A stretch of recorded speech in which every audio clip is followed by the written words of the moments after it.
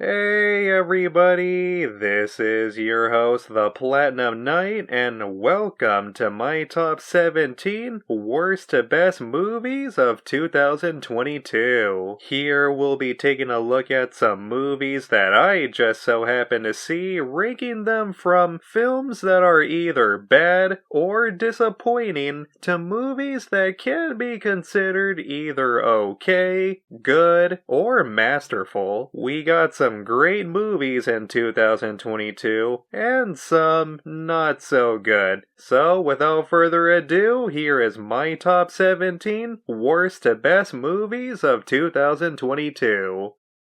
Number 17, Netflix's Texas Chainsaw Massacre. Starting off with one of the worst movies that I have seen in 2022 is this abomination. What kills me about this movie is Act 1 actually started off pretty good, but in the middle of Act 2 and 3, it felt like the makers behind the scenes just gave up and wanted to go home. It's such a shame too, because Leatherface had a chance to make a really good comeback, like Scream and Halloween. The next time Texas Chainsaw Massacre comes back, it's gonna have to be either a remake or a reboot. Looking forward to the video game though.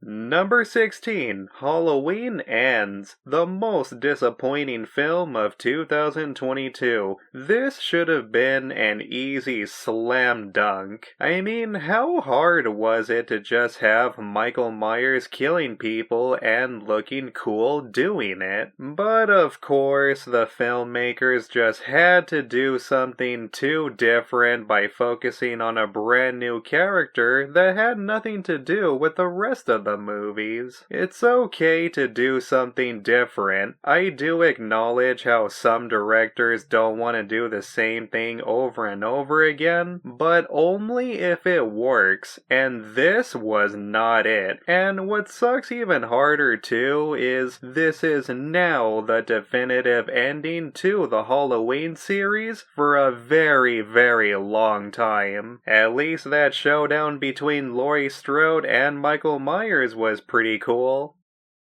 Number 15, Jurassic World Dominion. Okay, I know that this is a bad movie, but it's one of those bad films that I can at least have fun with. As I've said before, it's just a dumb action dinosaur movie, everybody. It was nice seeing the original Jurassic Park cast make a return. The action was okay, some of it is so bad it's kinda good, and that's pretty much about it. While we do get some questions answered, I am not looking forward to another sequel or a reboot.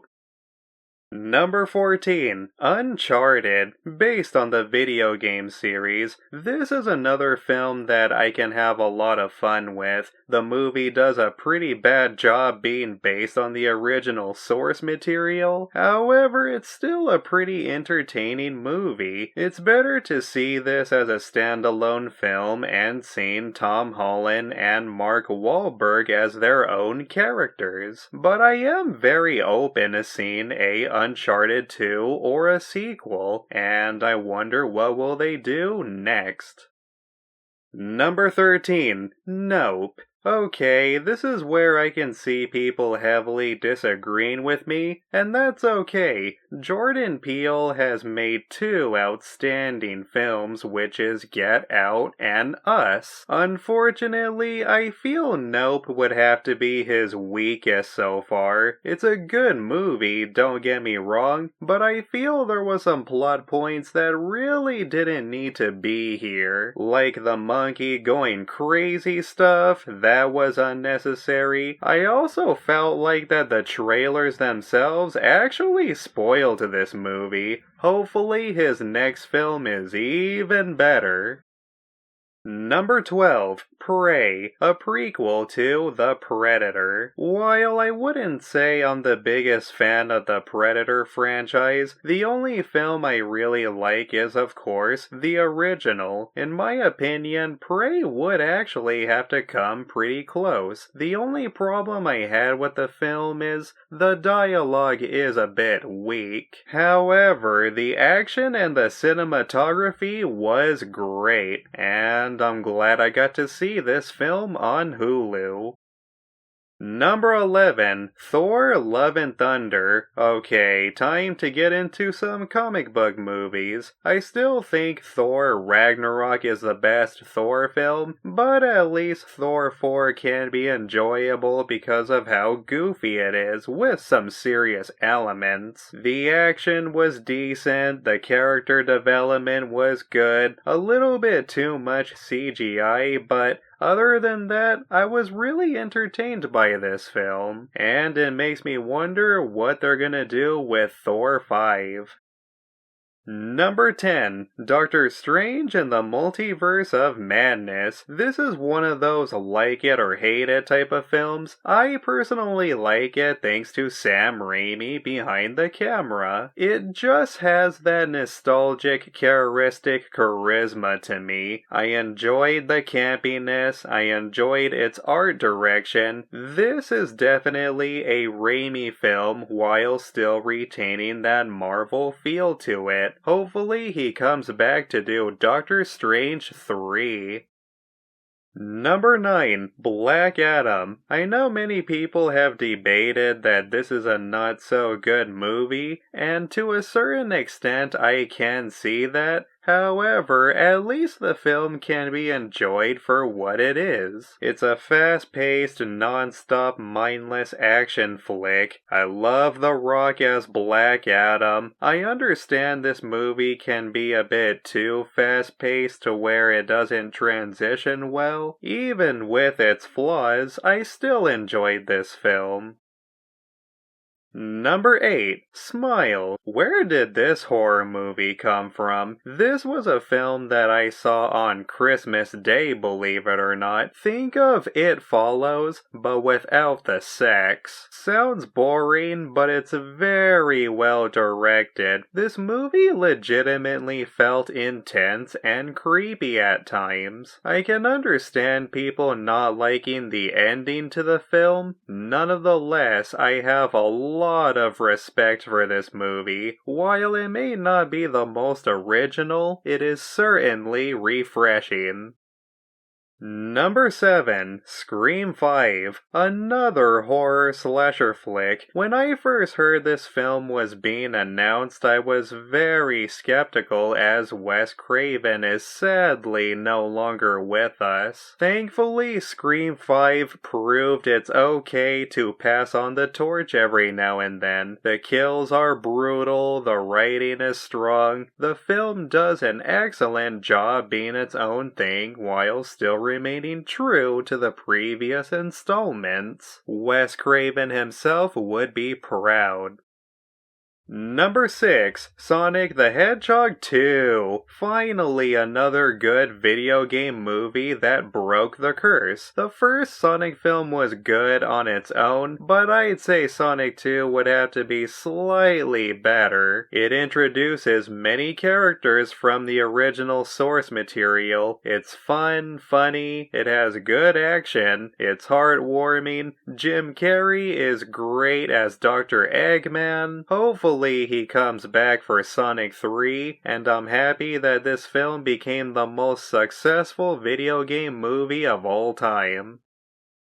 Number 5, Avatar: The Way of Water. Regardless of what you think of James Cameron, there is no denying this is a damn good movie. Much better than the original. While the first film was overhyped and overrated, Avatar 2 expands on what the first installment offered. The setting is better, the graphics are breathtaking, seeing how it took a decade for this film film to come out. The action is much better. I liked seeing all the different sea creatures. Alright, James Cameron, I will give Avatar 3 a fair shot. Number 4, X. What? A slasher flick over Avatar 2, Sonic, and comic book films? The thing is, 2022 felt like it was nothing but a bunch of reboots, sequels, and rehashes. I do like acknowledging original films every now and then, and out of all the original films I've seen in 2022, X is a film that I thoroughly enjoyed. You can just feel the passion that went into this project bringing back the golden age of slasher flicks. The kills were good, it's well performed, the setting is what gives the pacing of the film an eerie atmosphere, and I love it. Number 3, The Batman. To be honest, I really wasn't too excited for another Batman film. We already have enough Batman movies. Ben Affleck is in the DCEU, or at least he was. And I wasn't too fond of this movie being a reboot, but then I finally saw the film and I thought it was amazing. Now, upon a couple of re-watches, it's not the best Batman film, but it's still pretty damn good. I thought Robert Pattinson did great as Batman, Paul Dano did phenomenal as the Riddler. I really liked this noir feel to it. While I do feel it didn't need to be 3 hours long, the cat and mouse chase between the Batman and the Riddler is what kept my interest to where it can be forgiven. Will I watch Colin Farrell's Penguin TV show? Probably not, but I cannot wait to see Matt Reeves' sequel to The Batman with the Joker. Number 2, Top Gun Maverick. As I said in my first impressions video, it's a really good movie. Better than the original and a prime example of what a sequel should be. Look, regardless of what you think of Tom Cruise, there is no denying that he is a great actor, and this movie proves he has not lost his touch not one bit. The training montage is excellent, the action is amazing, Maverick finally gets the conclusion he deserves, nothing more for me to say. Number 1, Pearl. We got a lot of great movies in 2022, and out of all the films that came out last year, the best film that I have seen would have to be this one. While X was a 100% slasher flick, Pearl is a very well-made psychological thriller that honestly deserves many awards. What really made this film stood out from all the rest is none other than the phenomenal performance done by Mia Goth. She put on such a remarkable piece of cinema that made her character so unbelievably relatable. If you still haven't seen it yet, see it. It is truly amazing and a great character study. Now I am very much looking forward to Maxine, which is going to be the third installment of the X trilogy. And there you have it, everybody. Those were all the films that I have seen in 2022. We got a lot of good, fun, entertaining films. Some were terrible, some were a bit of a disappointment, but what matters is I still enjoyed reviewing them. While I meant to do a first impressions video on some of these films, I just didn't have time, everybody, which is why I decided decided to include all these films that I saw on this list. Hopefully 2023 is even better. Alright everybody, that's it for this top list. That's it for my top 17 worst to best movies of 2022. If you enjoyed this video, please be sure to give me a like and subscribe. Hit that notification bell for new videos. This has been your host, The Platinum Knight, and peace out everybody.